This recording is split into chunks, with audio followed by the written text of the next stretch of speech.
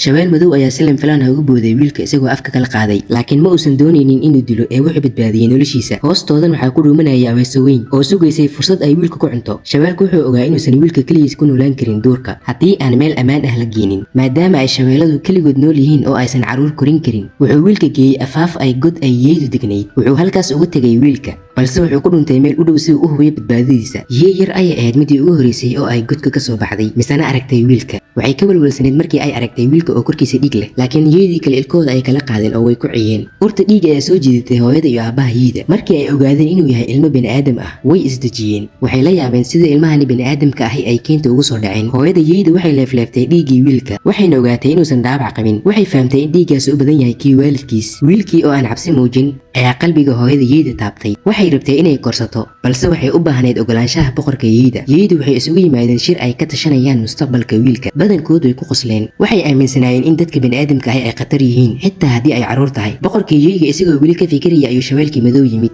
isagoo hadiyad ahaan u sita deero weyn oo uu ugaarsaday. Shaweelku wuxuu rajeynayay in hadiyada ka dhaadhicin doonto Yeeda, oo ah inay wiilka aqbalaan. Si kastaba ha ahaatee, go'aanka ugu dambeeya wuxuu ahaa kan boqorka Yeeda. Si lama filaan ahna waxaa yimid shaweelkii ugu cabsida badnaa ee keynta. Sanado ka hor bini'aadam ayaa dhaawacay lugtiisa midig, taasoo sababtay inuu naco dadka. Wuxuu sidoo kale necbaa boqorka Yeeda, maadaama dhaawiciisa kadib boqorku talada qabsaday. Shaweelku wuxuu qartay inuu dilay waalidka wiilka, balse wuxuu si kaba ah uga tagay wiilka isagoo nool. Shaweelkii madow ayaa wiilka badbaadiyey ka hor inta uusan shaweelkii kale soo noqon.